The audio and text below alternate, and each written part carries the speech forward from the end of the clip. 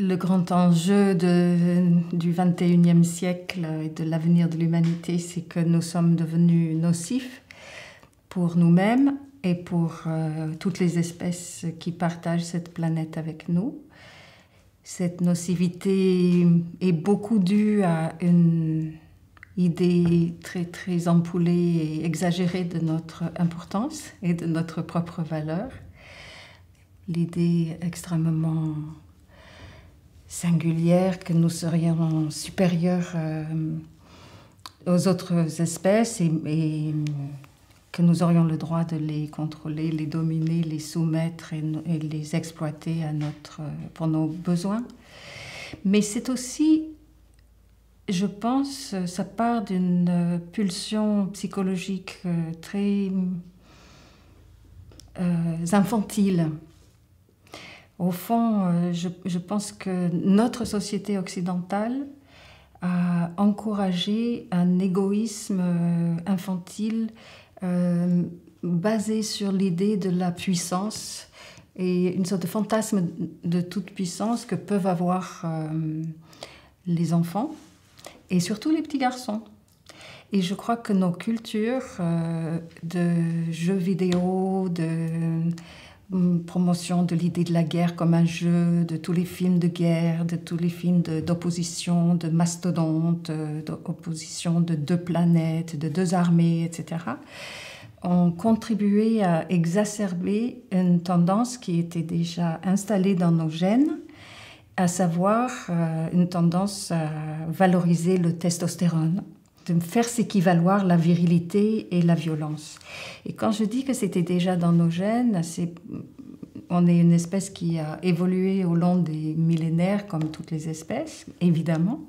Et je pense que les femmes portent une grande responsabilité. Ce n'est pas une culpabilité, c'est simplement une responsabilité dans cette sélection de la violence chez les garçons, chez les hommes. C'est-à-dire que pour des raisons évidentes de survie, elles ont systématiquement choisi les hommes qui étaient forts pour faire leur bébé avec eux. En fait, ça s'appelle la sélection sexuelle. Il n'y a pas que la sélection naturelle.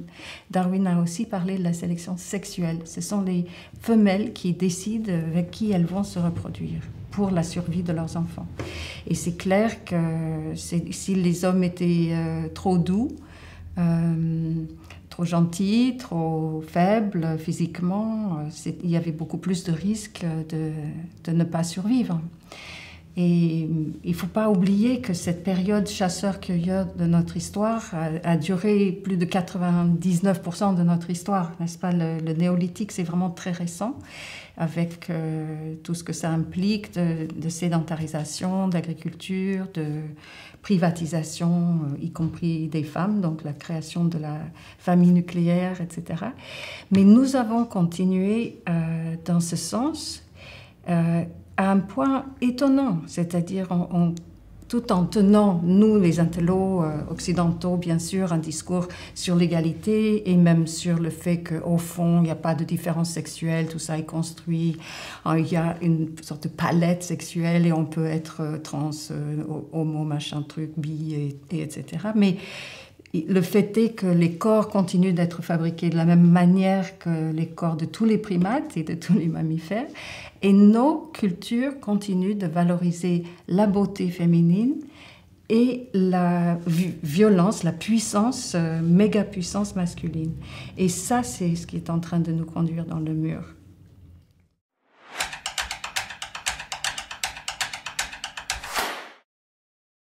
La beauté féminine et la puissance masculine, ce ne sont pas des récits.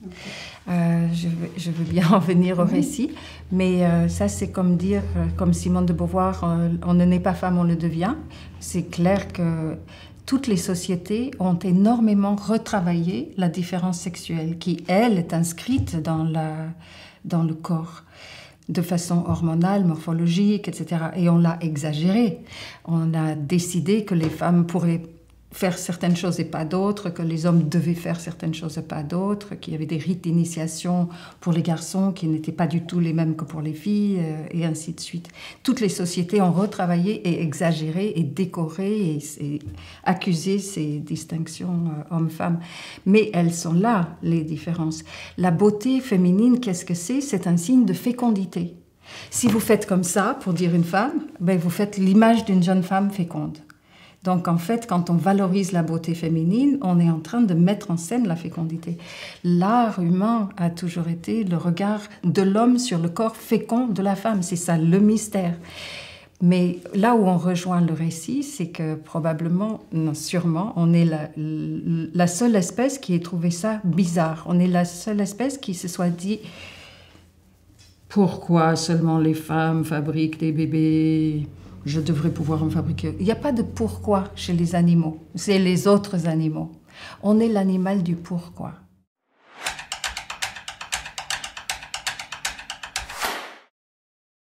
Ce pourquoi est à l'origine des récits. Il vient d'où le pourquoi? Il vient de notre faiblesse. Nous sommes une espèce extrêmement faible. En fait, quand on y pense, on a des tout petits crocs minuscules qui servent pas à grand-chose pour attaquer d'autres espèces. On n'a pas de fourrure, on a très peu de poils finalement, on n'a pas d'écailles, on a très peu de choses pour nous protéger le corps. On est très nus et parce qu'on est aussi prématuré. On a tellement développé le cerveau, notre tête est devenue tellement grosse que si on naissait à terme, on tuerait toutes les mères. Donc ça serait absolument contre-productif. Donc on est avant terme et on est très dépendant. Les êtres humains sont beaucoup plus dépendants que tous les autres primates à la naissance.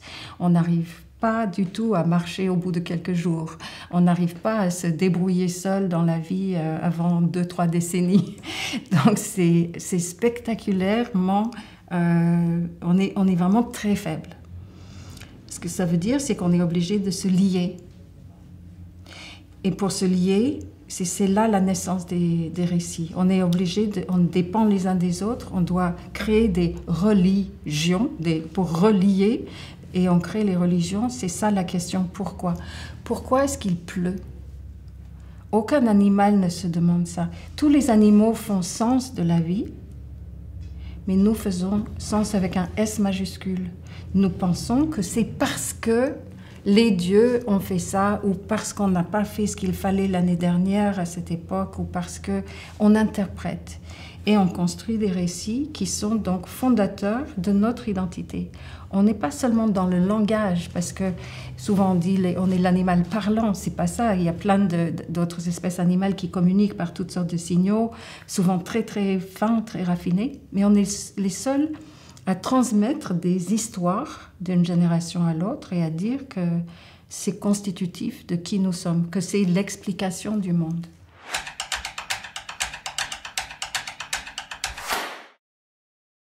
Dans les cultures humaines, il y a toujours eu toutes sortes de récits, pas seulement religieux, mais des contes, des légendes, et ainsi de suite.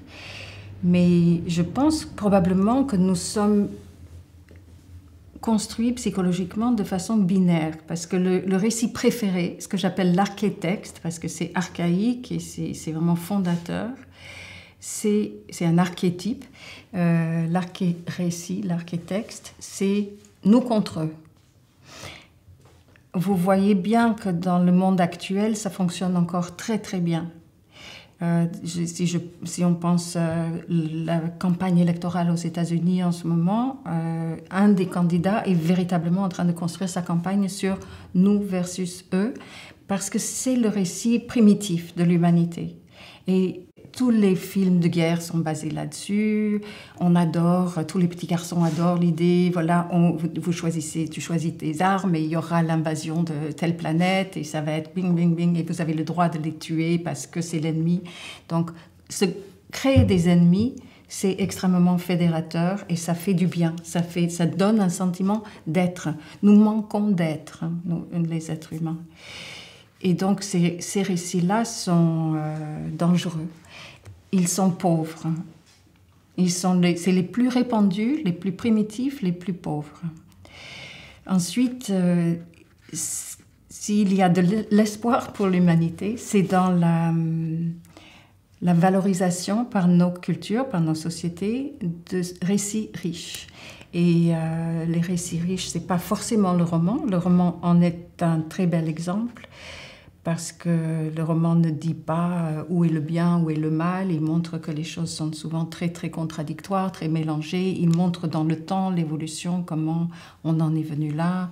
Le roman nous donne accès aussi à des cultures qui sont différentes des nôtres, nous permet de nous glisser dans la peau de gens qui ne nous ressemblent pas. L'archétexte valorise la ressemblance. On est toutes des femmes et on est contre les hommes, ou on est tous des blancs et on est contre les noirs, ou on est tous des cathos et on est contre les protestants, etc. Ça, c'est fédérateur et c'est pauvre.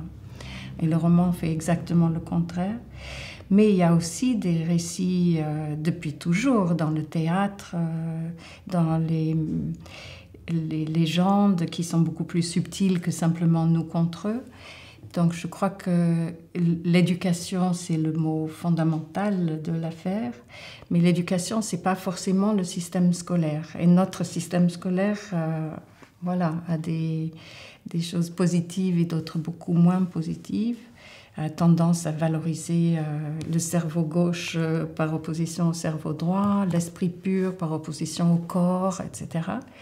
Donc on a le besoin surtout de savoir le pluriel, de savoir aller vers les autres dans d'autres domaines que simplement notre petit domaine. Pour les romanciers, le risque avec le roman, c'est de trop le valoriser et d'en faire l'opium de l'élite. N'est-ce pas? Marx disait la religion, c'est l'opium du peuple. On peut dire en France, d'une certaine façon, la littérature est parfois l'opium de l'élite. On a les petits prêtres et on a les gens à leur service qui essaient de les flatter, et on a la distribution de la messe, etc. Et les gens qui se croient, etc. C'est ça le danger humain. C'est vraiment de se croire. C'est de se croire trop important et c'est de vouloir qu'on vous flatte, etc. Et dans tous les domaines, ça se reproduit. Si vous avez une belle idée, christianisme, c'est une très belle idée, communisme, c'est une très belle idée, vous pouvez être sûr que si les êtres humains s'en emparent, ça va se transformer en une hiérarchie, une structure de pouvoir avec les hommes tout en haut. Donc je reviens à ce que je disais au début, si on veut vraiment changer les choses, il faut que les femmes prennent conscience de la gravité de leur désir pour les hommes puissants.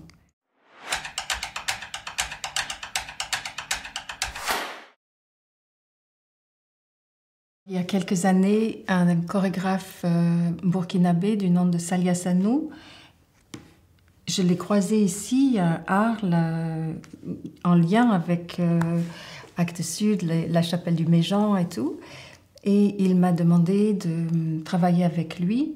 Dans un premier temps, il a pris un de mes textes et il a fait un travail chorégraphique avec sa compagnie. Et quelques années plus tard, il m'a demandé si je voulais danser. Et si je voulais apporter donc un texte. Il y a deux autres personnes qui sont associées à ce projet qui s'appelle Multiple, avec un tiret S à la fin, Multiple. C'est donc 4 métiers différents. Il y a un musicien-compositeur, David Babin, qui s'appelle Babix sur la scène, et il est français. Et il y a Germaine Acconi, qui est une immense danseuse chorégraphe. Oui, c'est le même métier que Salia, c'était sa formatrice, sa professeure. Et maintenant, l'idée, c'est que chacun se met en difficulté, en fait. C'est que chacun apporte son métier à l'autre et lui apprenne son métier. Donc moi, je fais réciter mes textes par Salia, par exemple. Salia me fait danser. On a évidemment un goût déjà pour la chose, sinon ce serait absurde. Mais ce qui est beau, c'est qu'on n'est pas simplement en train d'exercer la chose pour laquelle on est le plus fort, on est très sûr de soi, mais on se met un petit peu en déséquilibre, en difficulté, pour écouter l'autre, pour recevoir quelque chose de l'autre, pour continuer d'apprendre. Je trouve d'autant plus beau qu'il a fait appel à 2 femmes beaucoup plus âgées que lui. Moi, je dois avoir 15 ans de plus que Salia et Germaine a encore 10 ans de plus. Donc on est deux mamies en fait sur scène avec lui et on n'est pas là pour notre, notre corps de ballerine anorexique, pas du tout. C'est vraiment quelque chose de très très incarné, de très enraciné. Et ça a été une expérience magnifique de voyager aussi avec l'équipe, d'aller dans différents pays. On a joué ça à Ouagadougou, à la Termitière. On l'a joué, pour l'instant, beaucoup de lieux différents en France et en Belgique. On va aller en Autriche cet automne. Et c'est juste un tout petit exemple. Il y en a beaucoup d'autres, bien sûr, dans la culture contemporaine. Mais je pense que ça m'a beaucoup apporté. Et ce qui m'a touché le plus, c'est les jeunes qui sont venus nous dire après à quel point ils avaient été bouleversés par le spectacle.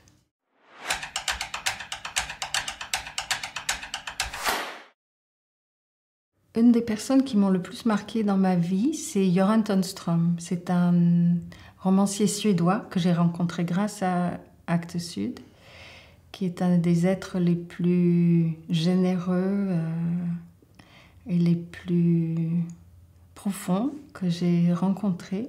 Il a écrit des romans vraiment magnifiques, des poèmes. J'ai traduit aussi une ou deux de ses nouvelles, mais le chef-d'œuvre, c'est l'Oratorio de Noël. C'était un fils de pasteur. Moi, je suis petite fille de pasteur. Donc, ça veut dire que la religion était très présente dans notre enfance, à tous les deux. Et on en est sortis. Mais il disait je dis à Dieu que je ne crois pas en lui et il me dit que c'est pas grave. Mais je pense que nous avons gardé en nous le message profond du christianisme. On a été formés, on est littéralement formés en fait par notre enfance. C'est ça qui fait ce que nous sommes. Il se trouve que j'ai aussi beaucoup de regrets. L'approche chrétienne, par exemple, n'est pas du tout une approche écolo, a priori, parce que la nature, c'est la chute, en fait. Le corps, c'est la chute. Le corps est négatif, il faut le mettre à distance, il faut le contrôler, il faut contrôler ses mouvements, ses pulsions, il faut l'immobiliser quelque part, même si Jésus n'a jamais dit ça, mais le christianisme a beaucoup fait ça. Donc je suis formée par ça, je suis formée aussi par une image romantique de la nature, comme juste « Oh, c'est beau, ça me repose de ma vie de ville, etc. » C'est nul comme approche, je suis très très bête en matière de graines et d'espèces d'arbres et de plantes. J'ai honte quand j'écoute les interventions tellement fournies, tellement connaisseuses. Ici, pendant le colloque Agir pour le vivant, je prends des notes furieusement et j'essaie de refaire mon éducation parce que je me sens stupide à cet égard. Et ça, c'est ma formation. J'ai été déformée comme tout le monde. Mais ce qu'il y a de bien dans ma formation, c'est cette chose que je pense partager avec Göran Tunström, à savoir l'amour. Je crois que c'est la seule chose en quoi je crois. Et donc, j'essaie d'être présente à toutes les possibilités d'amour entre les gens. On se crée, on s'invente des familles tout au long de la vie. Et véritablement, la famille Actes Sud qui organise des colloques comme ça, je trouve que c'est basé, enraciné tout à fait dans ces mêmes valeurs. Et je suis extrêmement... je me sens chez moi, ici.